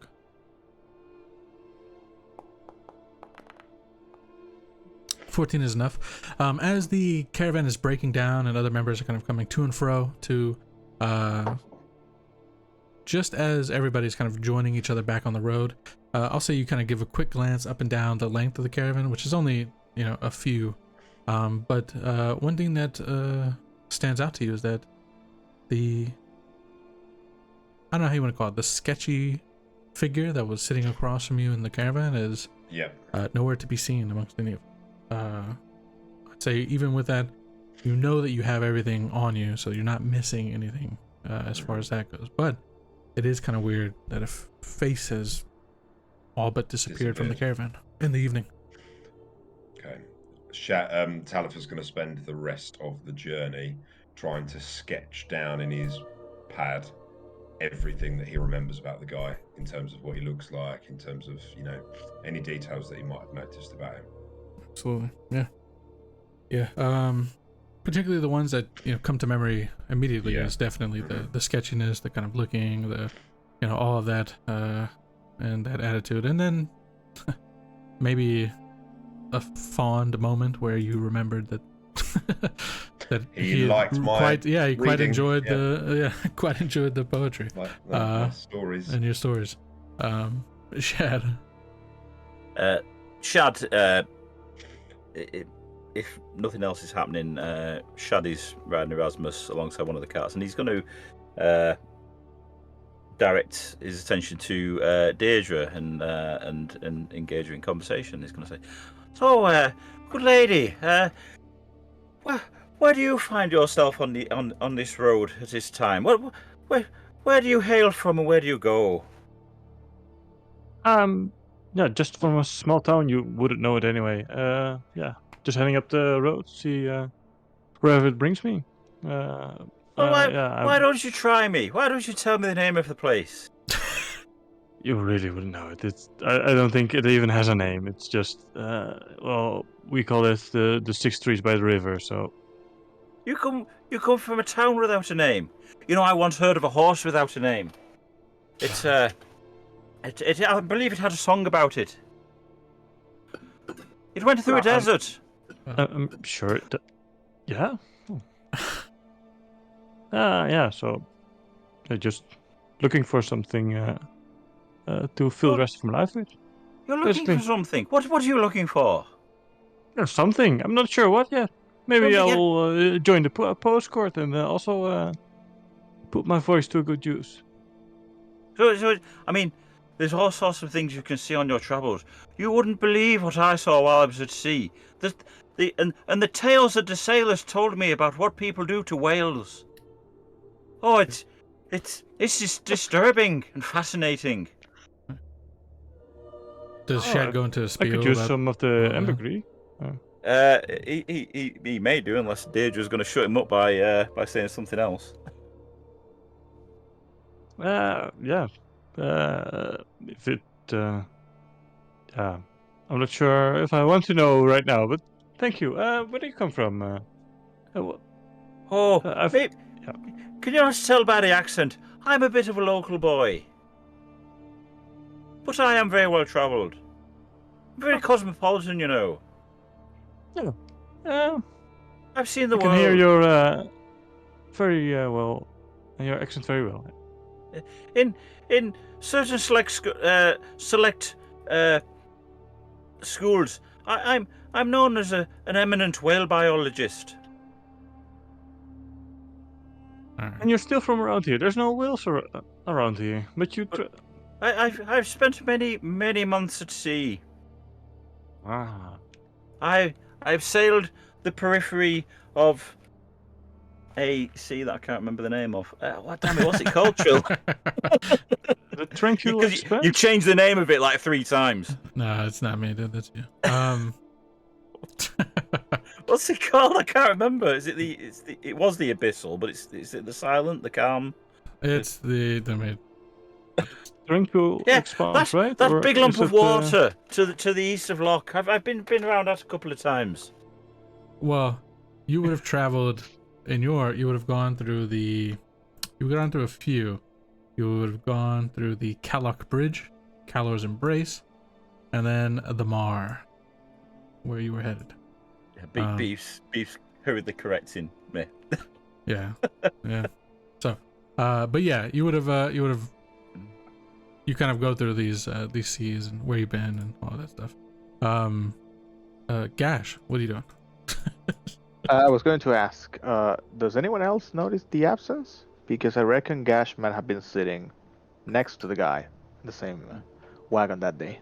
Yeah, absolutely. I mean, everybody here was in the cart. It only kind of quickly, it only really portrays itself to, or rather, appears to Talifer. But I mean, if you feel that like Gash would notice the absence, then absolutely, right?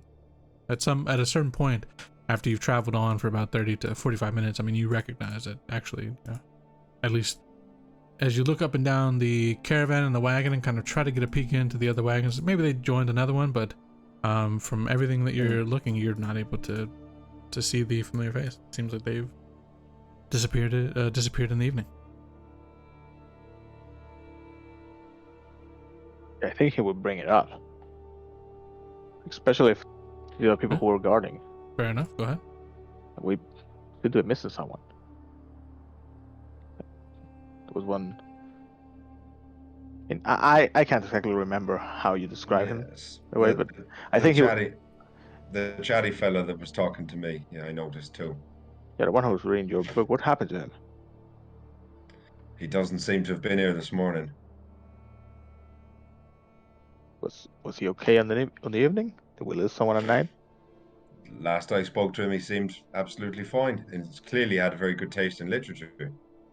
Seems strange to me. Better. We should check Daedry's bag. The moment she showed up, someone disappeared. You want to check Kind the of fit little a old whole lady? person in there. You want to check the little old lady's bag to see if she's put a literary critic in there? Parts of him, at least. I tell you, be afraid. There's no need. Do you know what? I'm willing to trust little old lady this one time. Maybe it's in one of Shad's bags. So you don't know. I have a sneaking suspicion that he might have been driven away by the smell coming from that one there, and the fact that the horse is smoking a pipe. I would have guessed it was the chat about the whale penis. It might have been that too. To be fair, yeah, maybe you should keep that on the down low a little bit. If we want to continue traveling together. So, yeah. Yeah. So I mean, suspicious that he's gone missing, yes, but whale penis is enough to put anyone off. Especially how much graphic detail he goes into when he's talking about them. Did you notice that? Shit, Sadly, yes. Should hear this? Yeah. This is all happening right beside you. I mean, I'm assuming you're all continuing to travel as you were yesterday. So yeah. Absolutely. Everything is all heard between all five of you. Even the driver of the wagon, who's just kind of nodding along. Yeah. You know. Completely agree. And this guy's never even seen a horse before, and he's put off by it. Well, you know, life is an education. See, you never even consider these things until you met me, and now it's all you can think of. He's got a point there. I'm never going to forget how they make the coats. Never ever. It's going to stay with me for the rest of my life. Is that how your coat is made? And I My point coat? to Shaduran? No, Shaduran's coat. Well, no, unfortunately not. This is the garb of my trade, as it were. I mean, it's a nice jacket, Oh, yeah. but I've got to admit, it's no Wilder coat. Yeah, I recognize the jacket, but maybe it was from a special hide, so to speak. No. It's just a simple cloth. What can I say? It suits the occasion when it's called for. Right. So, continuing along, you're having conversations here and there. Kind of speaking to each other. Sharing little bits, tidbits of information. Shad, continuing on as Shad does. You all kind of just continue traveling along, for the most part, unbothered, without issue. Off in the distance up ahead, we'll say that 2.5 hours have passed. Right, you're kind of like at you're at the point where, as you kind of round over this kind of final hill and look down into the open plains before you, you can see to your left as you travel. You've kind of been traveling along it, but part of the area that you kind of just passed through is this kind of like almost like rolling hill section. As you kind of crest over this hill, look down into the plains below, you see this the river kind of making its way towards, and up ahead, spread out before you, is Lynrid, as well as beyond. I mean, even from this vantage point, you can see the massive lake that Lynrid is kind of at the, I guess, like the mouth, or maybe not the mouth, a mouth of the lake, I suppose. You have the city there before you. You have made the rest of the travels without incident, without issue.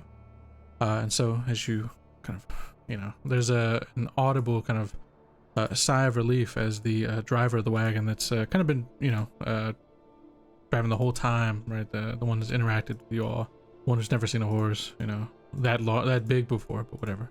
In any case, he you can see his shoulders drop. He's relieved to finally see the destination up ahead. What's the matter? Have you never seen a lake before?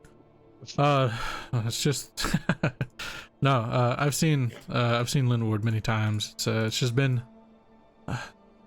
I feel as though the roads are less secure than they have ever been, that I can remember, and so it's. Aye, the warband of the West Wind. They're not quite what they used to be, are they? Or they're certainly not. They're certainly not able to be everywhere all at once like they used to be. Yeah, like they used to be, indeed. Kind of Carwin probably doesn't hear, but they're just up ahead, so kind of as you say it, it's almost like even more pertinent that the figure is there, even though they don't pick up on what you're talking about. But yeah, you just kind of nods. Yeah, back in my youth, because this is an older gentleman, caravans would have a whole company, accompanying them all across these roads on all the major trade routes. Yeah, I just don't think they have the men to spare anymore. What with the conflict with Dukan and all this with Phineas and Urok kicking off and the beast from Tadurus Mountains, there's just not enough for them to go around. Troubling times, but at least we have Sanctuary ahead of us, so just kind of continues on. Shad. So Shad's still listening into all this and picking it up in the background, is he? Yeah, absolutely. Yeah. So he's not been listening, but he will catch that last phrase from Telephus, and he will turn he will turn suddenly to show that it has aroused his interest. He says, "Piece of the Durus Mountains. Now, what would that be?"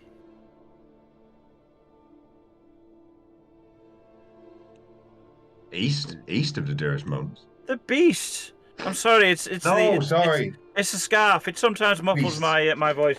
Beast. It's difficult to enunciate when Beast, when you've got plural. a mouthful of cloth. The beast. Beast. Plural. There's many beasts in the Durus Mountains. Well, which one were you talking about? No, I was just talking in general. There's lots of them. Coming down. With all the orcs and Orok and the hobgoblins coming down from the mountains now, it seems to be that there's more and more trouble coming down from the mountains than there ever was before. Oh, so it's a general zeitgeist of a beast, some sort of all-consuming sense of dread. No, it's more than one beast. It's beasts with an S at the end. Plural Well, of you beast. should have been clearer. I thought you meant one thing. Maybe if you took the mask off, you might be able to hear a bit better. Yeah, well, it does block the hearing as well. I'm sorry, I don't want to freak you out. It's the skin condition. It's very disturbing. If people saw it, they might die. All right. I would say That's something. I would say out of this, Gash, you would have like picked up that the Orcs of Uruk, especially, right? I mean, you yourself are a member of the Orcs of Uruk. I would say, go ahead and give me a just to see if anything strikes your memory. If you could give me maybe either a survival or potentially let's do survival, just because this kind of like encompasses what's going on in the mountains, right? It's like a bit more wilderness focused. The 26. Yeah, so Gash, especially you've had direct experience. You've been to Uruk itself, right? You've been amongst the ranks, and now kind of find yourself almost as like a traveling what would you call it, like a Traveling wannabe ambassador. almost like a traveling ambassador, right? Like you've kind of been sent out, find some information, like, learn about this region, right? Make connections, show that us orcs are not just war hungry beasts of sort, right? Show us that we are, show the people that we are,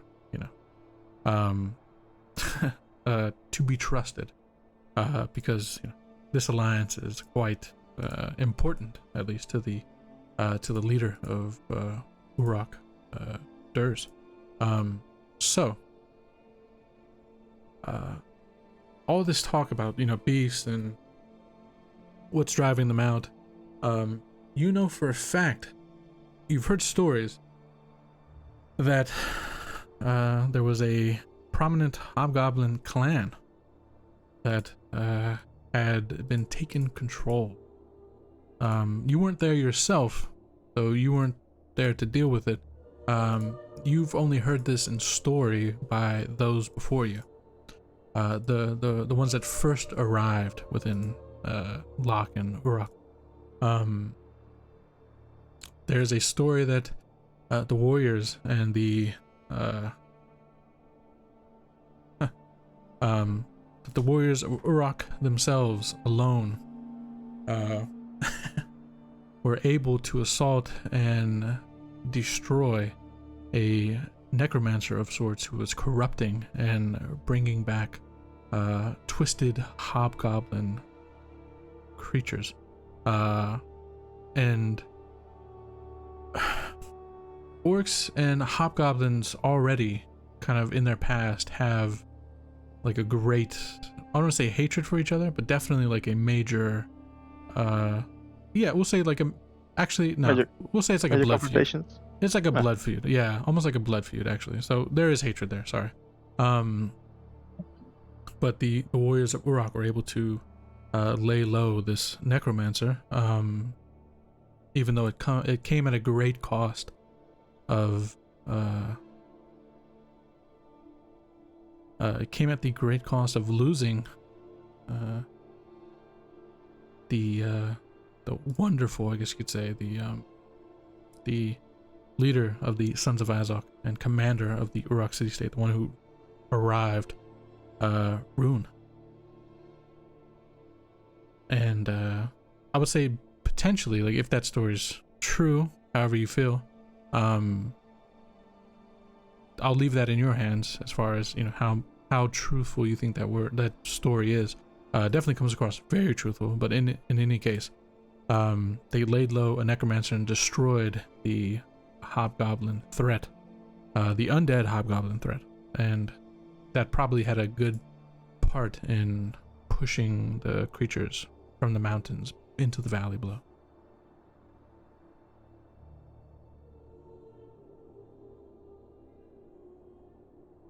Well, if you believe the stories, the beasts were indeed multiple. and they were undead abominations in nature. Not sure what to make of the stories, but if you ask around, many people will tell you that. Fair enough. Talifer. Would Talifer have heard any stories about the ongoings in Urok and in the mountains? Yeah, absolutely. I'm assuming he would have heard a different tale to that. Yeah, you would have heard that there were some champions of sort that helped, but the overall story is that Rune himself was the main champion who laid his own life down in order to destroy this this necromancer Solemn. Well, I'll try and bond a little bit with Gash over that and just say I heard the rumours as well. It's a terrible loss for the state of Urok. He was clearly a very brave man. Would have been a valuable ally of Vogmoldir. All will be fine in the end. Though I did also Even hear so. there was a very brave mercenary captain that also fought at that same battle. He was, almost as brave as Rune in some ways. I heard.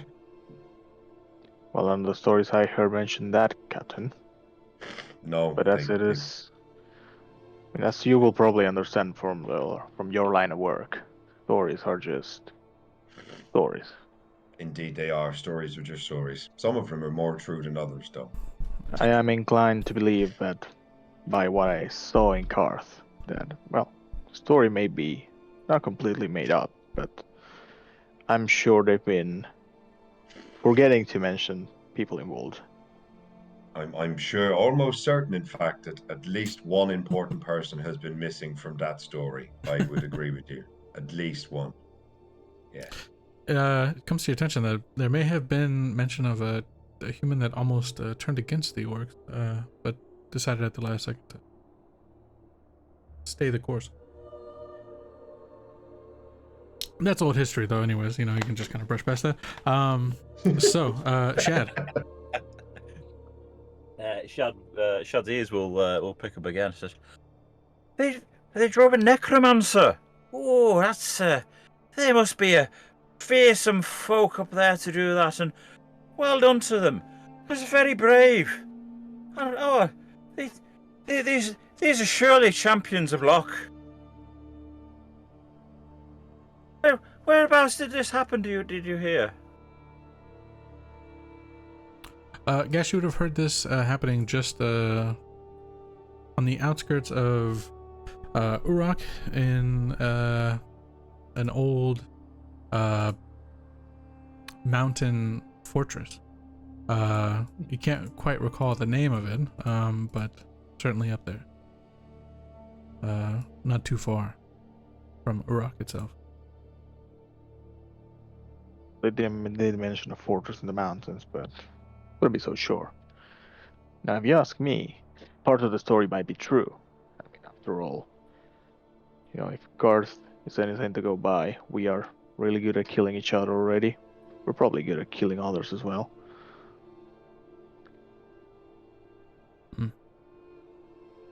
Well, I'll tell you this. If ever you wish to make a pilgrimage to this place, to hold a respectful silence or the homage to this mighty fallen warrior, I would be privileged to join you on such a journey. And I might take you up on this.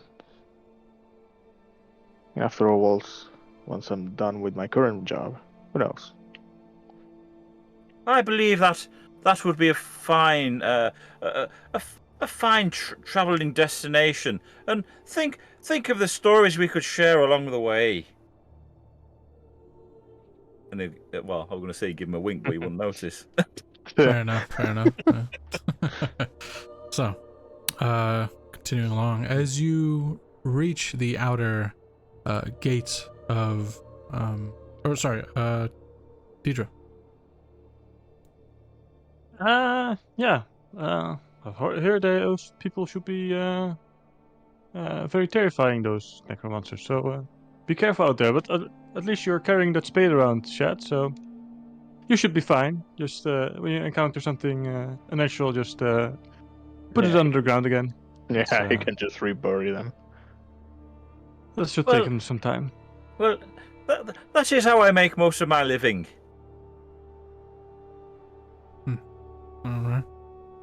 So, as you draw near to Lynrid, the wall around, the exterior wall, as you draw closer, it looks like it has absolutely been, I'm not going to say it's destroyed, but it looks like this city has almost been under siege as of recent. There are very clear kind of marks that you would not have seen, any of you local to the region would not have seen the last time you passed through here, which could have been for some of you a handful of weeks ago, right? So as you kind of all approach, even the driver of the caravan kind of very visibly kind of like leans back, like, oh, kind of makes a remark, or just kind of remarks at it, like, oh man. I mean, could Gash try to ascertain if this was some kind of attack or siege with warfare lore, perhaps? Yeah, absolutely. Yeah. Let's give it a try. Yeah, as you take a look, and it's very specific lore here, right? So 22 overall. Yeah, I mean, this doesn't look like any traditional type siege. It's not like large boulders were used or anything along those lines, but there is definite what appears to you probably some sort of magical force being used. You can see from as you approach, I mean, the walls of the city are heavily guarded, which in the past, I mean, sure, there would be individuals that kind of walk, but this looks like they're very like they're on watch, expecting some sort of event or anything along those lines. And so as you kind of draw near, one thing that is very prominent is the almost like the reclamation of nature here. There are thick, I mean, when I say thick, I mean like as thick as a tree, almost as thick as a tree, like vines splitting up from the earth and kind of crawling up alongside one of the walls. Even now you can see individuals, members of the guard, standing at the base, kind of chopping at it with axes, right, looking to kind of clear it from the wall. And so as you draw closer, Carwin's going to kind of quickly turn and approach. As he kind of calls out, to anybody you can see, it seems the checkpoint was not the only place targeted in recent times. I think Bowen is going to be quite interested in to hear what each of us has to say. So when we arrive in the city, I'm sure that each of you has business that you must, contend with, but I beg of you to just please follow me, so that we may meet with the chief and just relay our interaction and the things we've seen. Chad. So this large growth of vegetation, such as what we're seeing at the checkpoint and now is at the city wall, does this seem similar to Shad from what he saw outside Valderis, retracing or following the path of Valdis? Oh, that's an interesting question. I would say this looks more deliberate in a way. The following the Solemn Valdis, just had like a general liveliness to the region, right? That wherever he walked, this looks like even levels beyond that, right? Like, even though that was quite the effect, you could say, that Valdis kind of had with him, particularly here, is like, this looks like intentional, but aggressively intentional, whereas when Valdis walked, yes, things kind of sprouted around, and in full bloom and in quite denseness, but definitely not to like this level, right? Although you assume that if Valdez wanted to, something like this could have easily been capable, right? Right.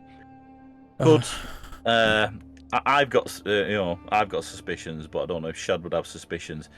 Bearing in mind who Shad last saw Valdez in the company of, and his own sort of like terrors. Yeah.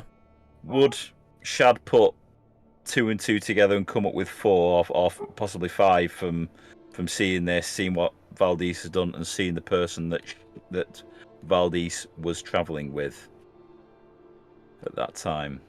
What particularly, like that they may have something involved in this? Well, yes. Or maybe that individual has learned something from Valdez or taken some of Valdez's power somehow. That could be a major paranoia, but it would just be paranoia. You don't know exactly. Okay. Although if they were to have learned, that person definitely would have probably been able to do something like this, right? If they had access to that magic, they could probably do something like this. But again, is it that person? Is it their specialty? Is it something that they would do? It's kind of like there's a lot of paranoia there for Shad.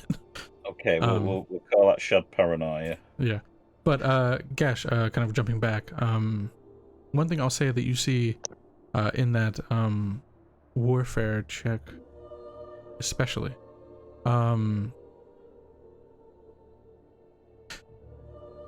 it doesn't look like, despite how the damage may look, it doesn't look like whoever is attacking these walls is doing so in an intelligent way, especially if they are capable of doing the magic that you can only assume is required to kind of sprout this insanely huge kind of like vine to burst from the ground. Maybe there's an off chance that that they don't have control of it like that, but if they did, the places that they're targeting on this wall just do not make sense from a warfare level. Like, it's not the places you would target if you're looking to kind of bring down the wall. Loppy job, like a child with a catapult. Yeah. So, I would say all of this at least visually becomes apparent to you all. And Carwin kind of asking, or rather kind of begging you all to follow him to speak once you arrived within the city, to accompany him. Gash will go with him straight away, no problem. Fair enough. Right. So, seeing all this, taking it all in, there's chatter amongst the caravan, right? Like kind of nervous chatter for, what may have happened here, what's going on. The guards are, definitely on high alert as the caravan comes to the city's gate. But after speaking with the lead and kind of, there's a familiar rapport with the lead caravan driver and the guards. They kind of just quickly kind of wave the rest of the caravan in, and so you pass underneath the or through the arches, I guess you could say, of Lynward's gate. Make your way in. The caravan will travel for just a bit more, pulling up to the closest tavern and inn, and that's essentially where you, who are simply just travelers hitching a ride, would find yourselves to make leave. But go ahead, Talifer. Oh no, all it was, I was just going to say about following on with this horseman. I'm guessing we're going to the... Have I been here before? Talifer would have been here before at some point, wouldn't he? Absolutely, yeah. I don't think he's met Bowen Battleborn before, but he's definitely been here before. Yeah, know of him. So I would... Yeah, for sure, but... Yeah, know of him, definitely, yeah. So Talifer is sort of aware of where they need to be going. I'm guessing towards there's sort of like a main hall or main tour that they need to head to. Yeah, and it sits high atop the tour itself, the hill fort, right? Like Yeah, so you kind can of see it. overlooking. So yeah, anywhere in Lynrid, you can see where you need to be going, right? You can see it Okay. peeking up above the roofs of all the other buildings in the area. Yeah, Talifer's, because he's obviously been summoned here anyway, so he's more than itching to go. Fair enough. All right. Deidre.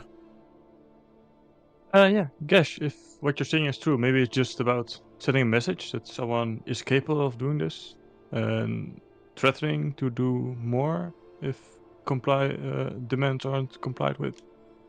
I'm interested in lending my skills as well, so I'll take along as well.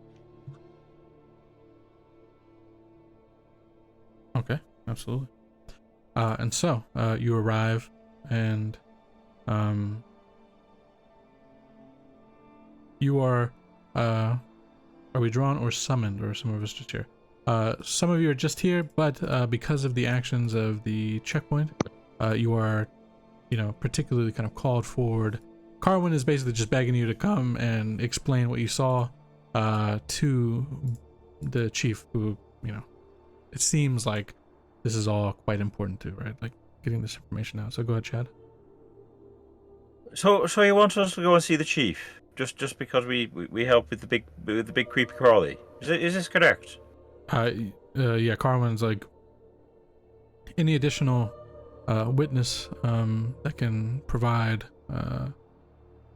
testimony or testimony would be greatly appreciated.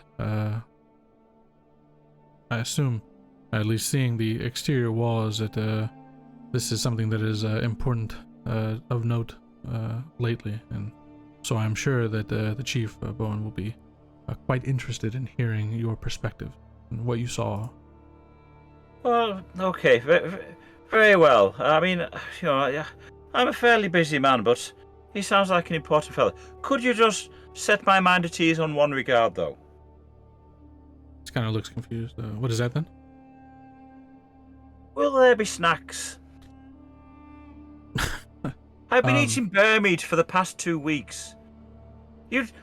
These guys here know what effect it's had on me. Will it be some variety of grazing at the table in there? He's kind of stumped for an answer, but he just kind of blurts out, like, I can only assume that there may be something. Talifer. Talifer completely distances himself from this fucking moron. Because he's got actual important business and has been summoned by Bowen Battleborn. It's like, fucking idiot, like, this is the Bowen Battleborn and you're going to ask if he's got fucking snacks, like. Yeah. Is Talifer actually saying this? Fucking idiot. Yeah, he's mumbling it as he's walking. Sounds like he got snacks. Don't worry, I can make some snacks if you're hungry, Chad. Oh, okay. It'll Well, be all fine, sweetie. I'm happy to come along. Do you think he has blue drinks? I'm quite partial to a blue drink. And Shad will just sort of like, witter and chat and just never stop talking all the way there. Just Yeah, blue drinks. This just kind of like, the guy is just like, he has no idea how to respond to this. He's just like, what the fuck is happening? But in any case, you turn, and the rest of you all kind of, those of you who saw what happened, the other caravanners are just allowed to kind of do as they wish, right? Everybody kind of goes their own way. But in particular, you all, the 5 of you, as well as Carbon, will press onwards. Shad, you're still riding atop Erasmus, so there are a number of people who give you like a look like, holy fuck, right? As they see this massive horse that is, multiple times larger than any horse they've seen in this region, right? The horses around here aren't, I think we decided that, right? The horses in Vogmaldir aren't like anything special. They're almost like more like pack horses than anything.